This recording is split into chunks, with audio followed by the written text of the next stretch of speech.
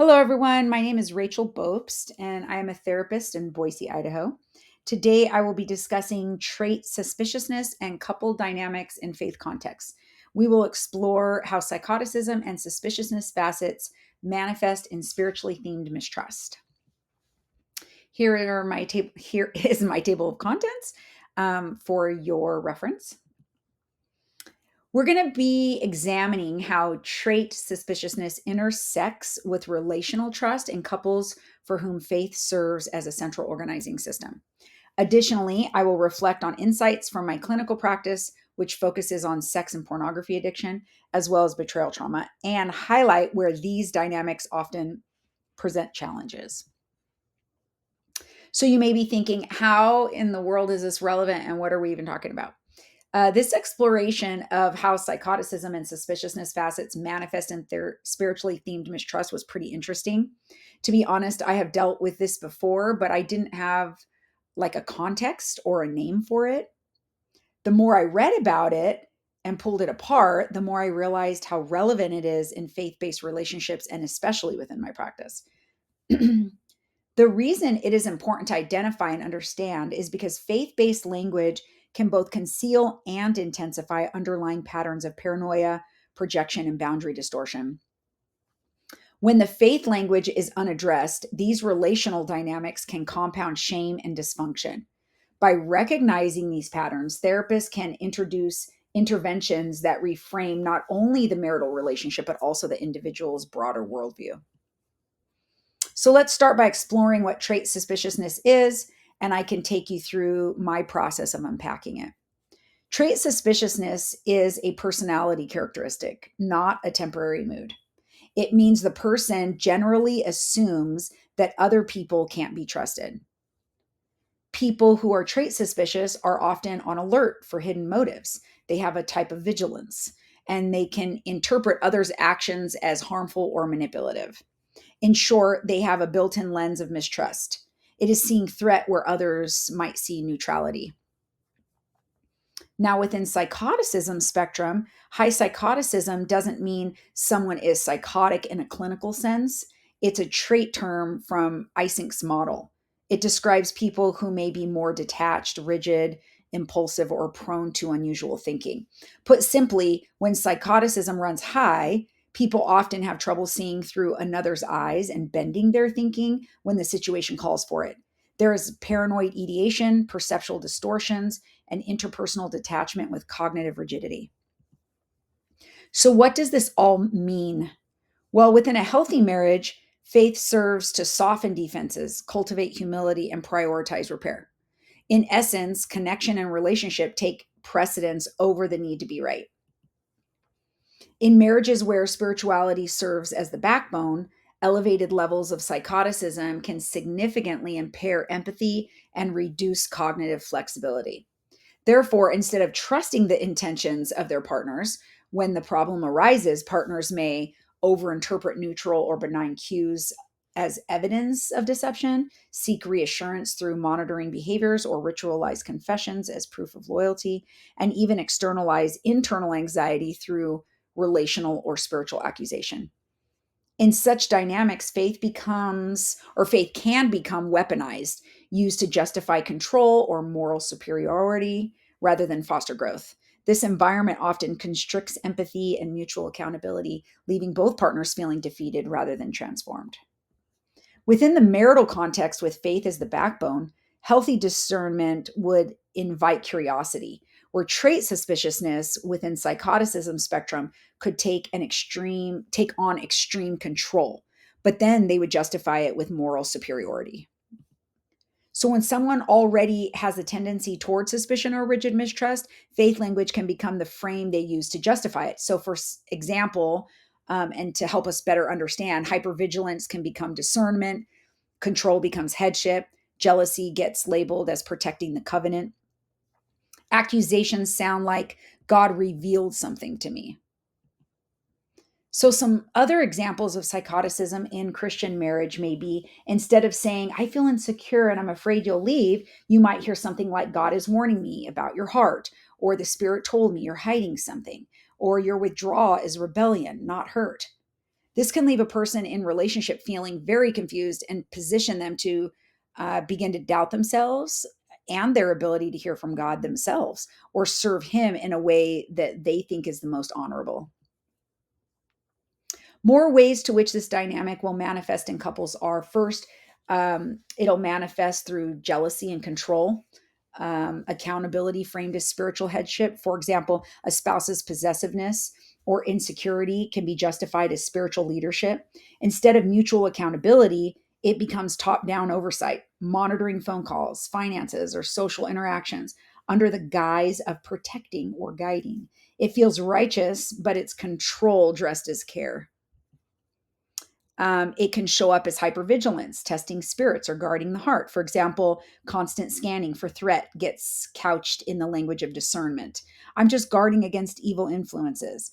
Or this makes suspicion sound holy, even when it's actually anxiety um, or trauma, keeping the system on high alert. It can show up as cognitive rigidity. God revealed your intent to me. For example, a refusal to tolerate ambiguity or differing viewpoints turns into claims of divine certainty. The person stops dialoguing because they believe they already know, leaving no room for correction, empathy, or curiosity. It also can be turned into projection. You're deceived by the enemy. For example, instead of owning their own motives or sin, a person attributes it to another thing. Like you're under attack, you're the one being deceived. It externalizes the personal darkness into spiritual forces or the partner, keeping self untouchable. Faith language can sanctify psychological defenses, turning ordinary relational fear into something that looks like spiritual authority. So, some clinical considerations, we have some assessments that you can give to identify um, this behavior. We have the MMPI, which is a very common psychological test that looks at personality patterns and emotional functioning. It has 338 questions and measures things like emotional struggles, unusual thinking, and behavior problems. We have the PID5, which is a questionnaire that looks at traits connected to personality disorders. It measures five main areas, which would be negative emotions, pulling away or detaching from others, antagonism, which could look like conflict, hostility, or opposition. It measures impulsivity and trouble with self control, and psychoticism, which would be like unusual thoughts or perceptions. It's used to understand personality traits in a more detailed and dimensional way, which could be very helpful. We have the PQ, which is a personality questionnaire. It's a tool that measures traits connected to the schizotypal spectrum, such as feeling things like feeling, feeling like things have special meaning. Like ideas of reference would be odd or magical beliefs, or strong social anxiety, unusual sensory experiences, or suspiciousness. It helps identify when someone's experiences fall within normal variation versus when they may reflect traits related to psychosis spectrum conditions. So, intervention themes, these would be the overall themes to use to develop your interventions. So, you would have reality testing, promote reality testing through shared spiritual reflection. When mistrust or projection shows up cloaked in scripture, invite both partners to slow down and ask, what do we actually know versus what we're assuming? This keeps faith integrated with reality rather than fantasy. Reading or praying together about truth, humility, or discernment can often open up the space for shared checking, spiritual reflection, and then spiritual reflection can become grounding instead of a echo chamber for paranoia. Another theme would be to use spiritual language. Um, you're going to have to ground yourself in spiritual language around this client, or around these clients. Spiritual language, but mix the spiritual language in with emotional literacy. So encourage them to name emotions before they name the doctrines. I feel afraid you'll leave me has more healing power than the enemy is attacking our marriage. Teach them to translate theological phrases back into human feelings like grief, shame, jealousy, longing. It reconnects the body and the heart that theology can sometimes bypass. And then another theme would be differentiated faith narratives. So encourage differentiated faith narratives.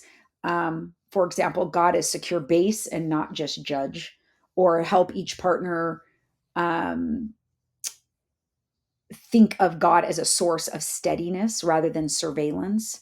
When faith is experienced as judgmental, it reinforces rigidity and shame.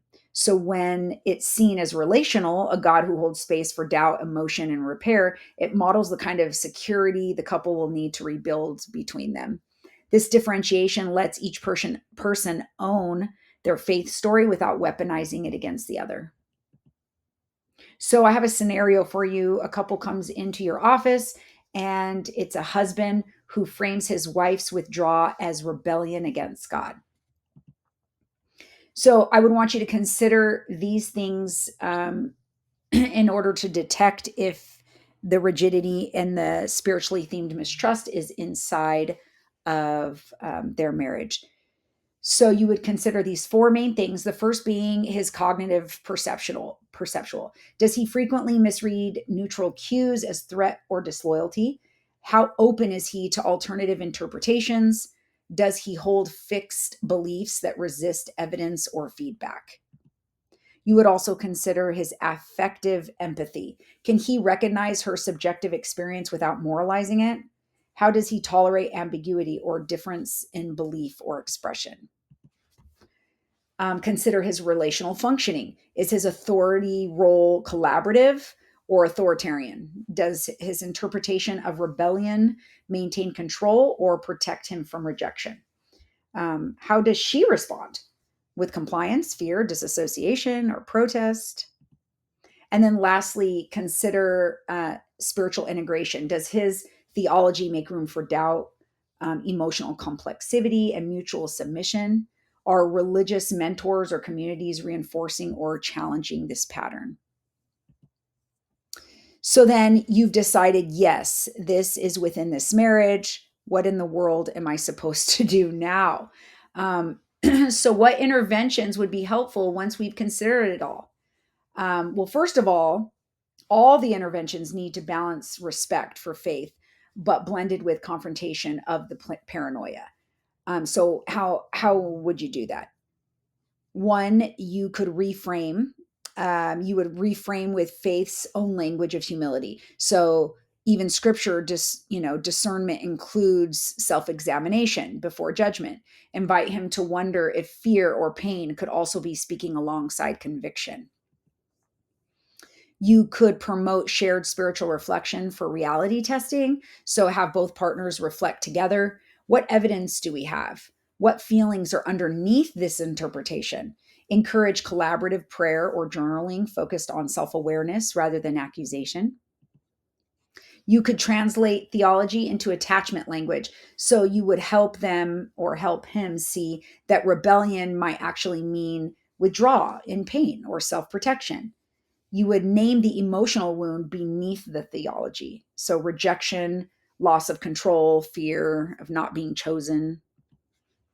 And then you would gently confront cognitive rigidity. What if God's message here is about patience and listening, not correction?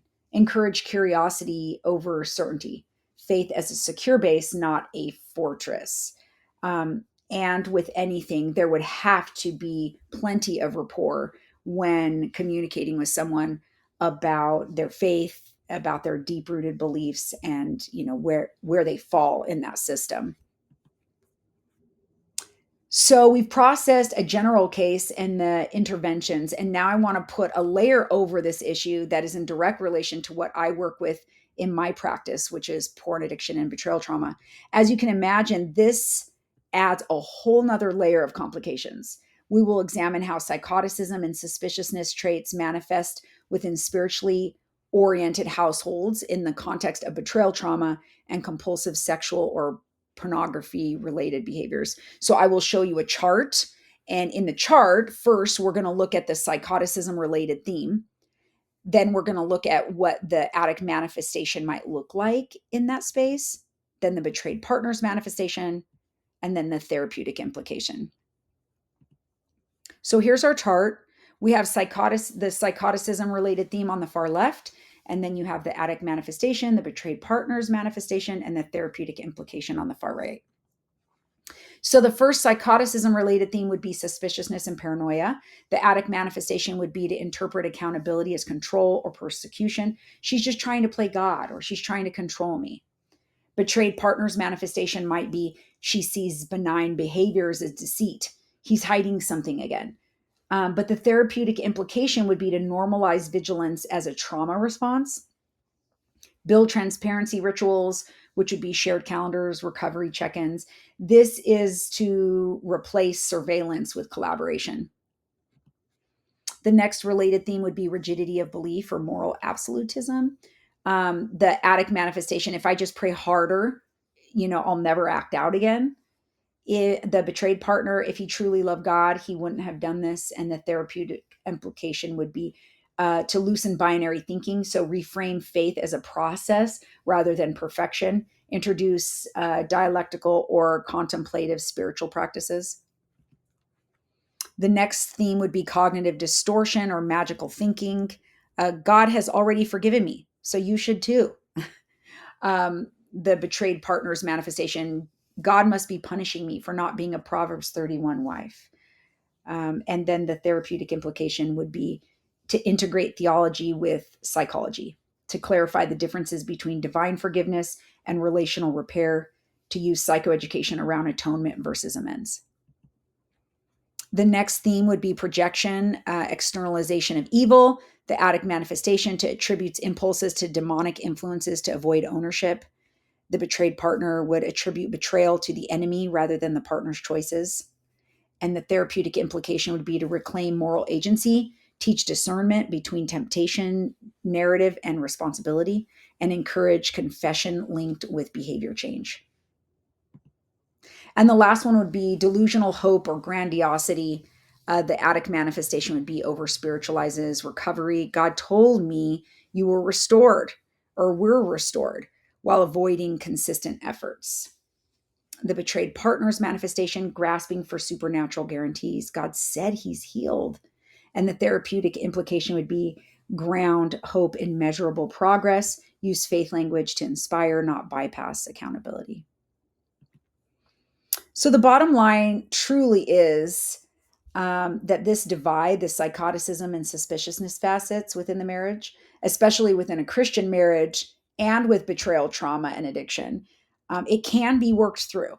Knowing that there is an abundance of trauma working in and around the betrayal piece of the marriage, referencing Judith Harmon's work on trauma and the process to work through it is always helpful.